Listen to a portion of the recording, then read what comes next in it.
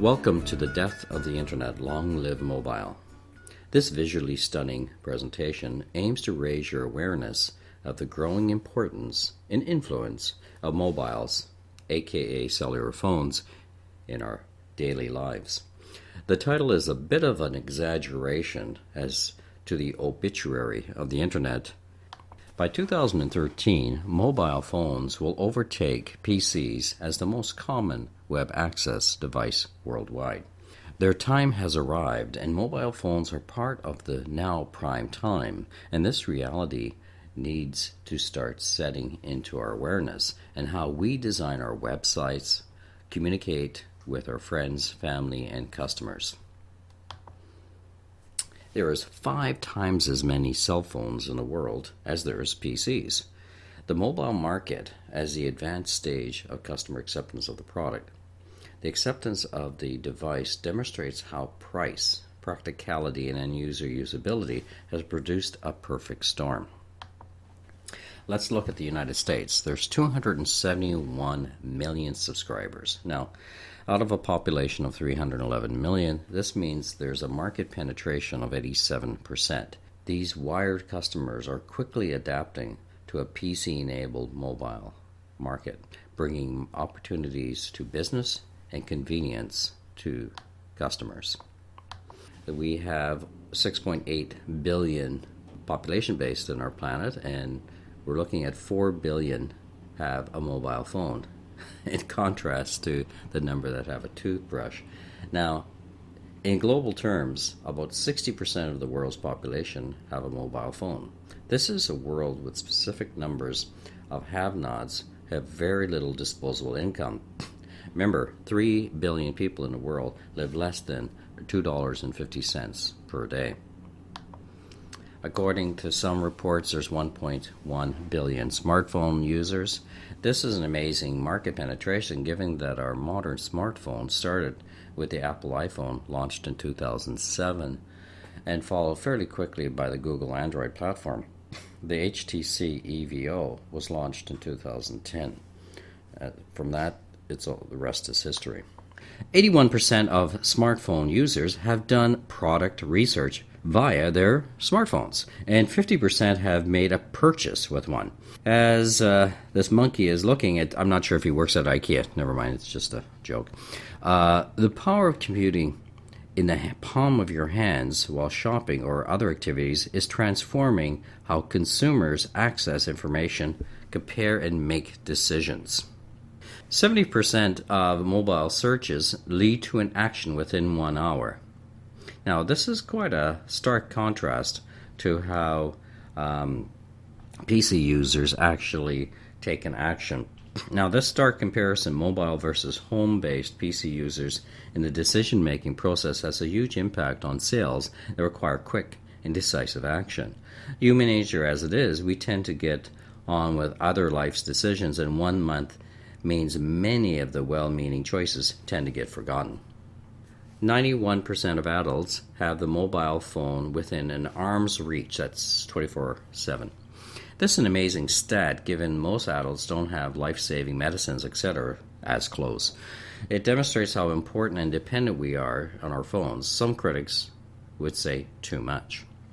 25% of Americans use only mobile devices to access the Internet. Now, this echoes the trend in the U.S. that younger smartphone users are downsizing their toys and making optional use of one device that gives them the best and multi-use access.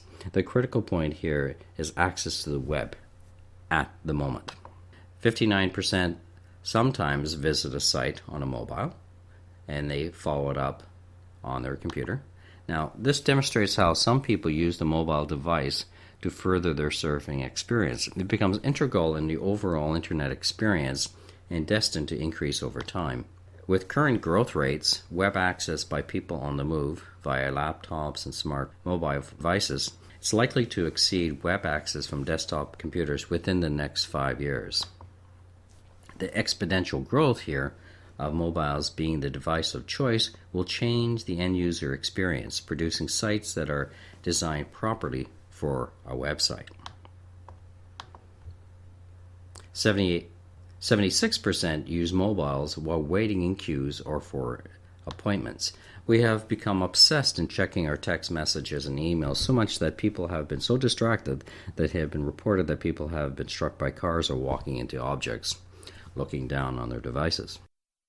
In 2012, 24% of all online shopping on Black Friday in the US was done via mobiles. That is up 6% from 2 years ago. Now, we have an integration of on-site promotion using QR codes, location-based apps, and other integrated mobile strategies. It's invariably changing the interface of the consumer and the internet.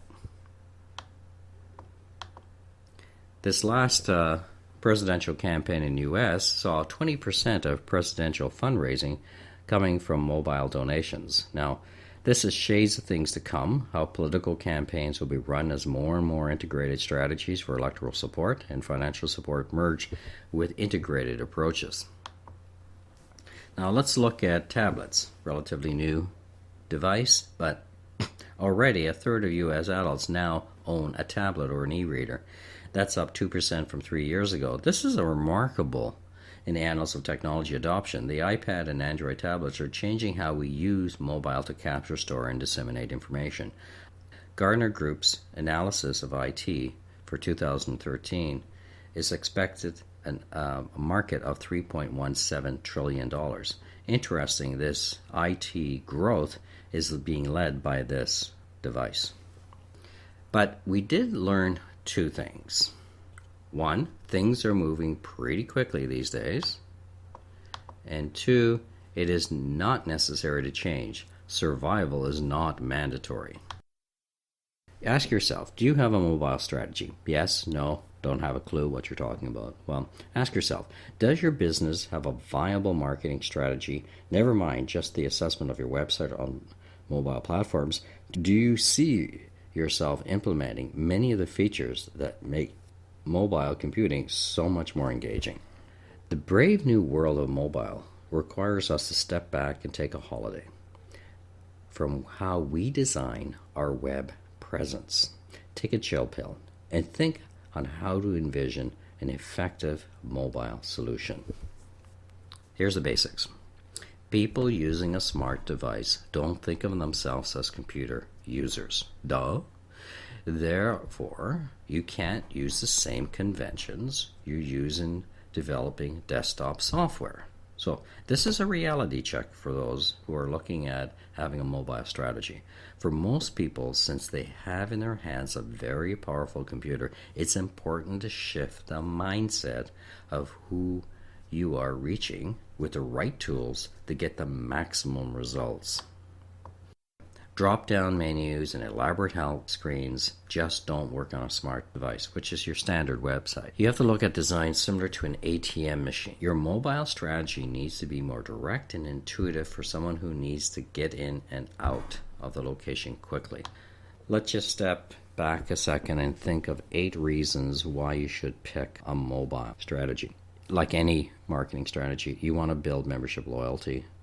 You want to reinforce the brand.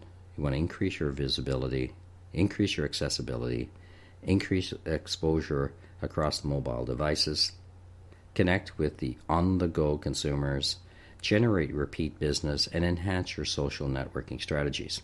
These are all logical outcomes of any targeted marketing plan. Now, I want you to have a reality check here. Mobile apps function offline. They enable push notification directly to your customer. They are always visible in the phone's home screen. They appear in app stores, and they allow for full access to the phone hardware. Now, in contrast, your mobile website do not have these features.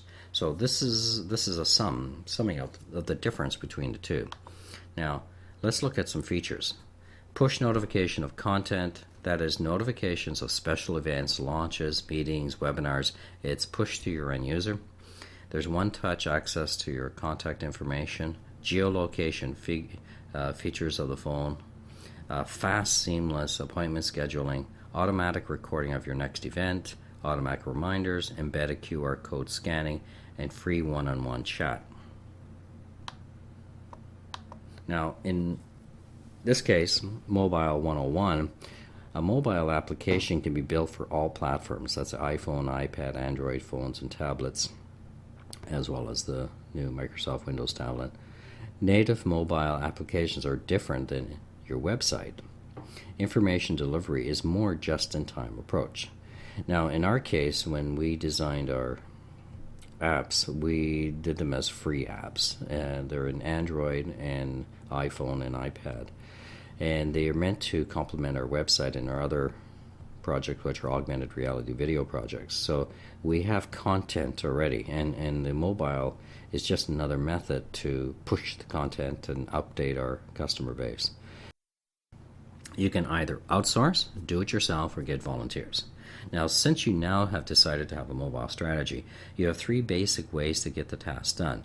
You can either outsource the project if money isn't an issue, do it yourself if you're inclined, or seek volunteers. Let's look at each option.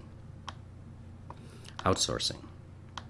Now, I've set this up as a pros and cons. Now, on the pro side, expertise to create a professional app, higher volume of downloads. In contrast, there's the cost. You may need to charge your end users to cover the cost of production. Now, this is a case of time or money. If you have the budget and ability to keep your contractors on target and on budget, you will have a professional app quite quickly. The price have been dropping since the creation of apps. As websites in the early days, it wasn't uncommon to see huge costs of $30,000 per app. Now, option 2 is do it yourself. Well, there's pros and cons there as well. The pros is you can learn a new skill, low direct costs, more control. And the contrast to that, like learning anything new, it's a steep learning curve, investment in cross-platform, lack of human resources and time. My analysis here is this decision could be difficult, especially for those without the necessary technical skills. I opted for this decision, which I had to turn around because I wanted to have it in cross-platform, to invest in a Mac. And the reason being is the binary files needed to be uploaded in a software program which is called App Loader in Apple, and you upload this directly to the iTunes Connect store for the iPhone app. This is doable through third party as well, but in contrast, if you just want to have your app as an Android, it's a very quick process with Google. The being a developer as low as $25 with Google and highest $99 for the other three, I believe. And that's a yearly developer fee. The iPhone and iPad apps require, as I stated earlier, an Apple computer, but you also have to have current 10.7 line OS, and that allows you to upload your binary files. Now let's turn to the volunteers at work concept. Now, again, pros and cons. The pros is you get expert help, you get experience, you get no learning curve, and registration with developer sites is through the people who are helping you do this. The downside is you have to work with other people's schedules that may not fit well with students who are in school and they're obligated to other things, and there's some challenges with managing people. Solution is best for cash-strapped nonprofits or charities, since it's an easier sale to a school to recruit IT professionals to do their apps. Not so easy if you're in business, since assume that if you're in business you can afford this expense of doing an app.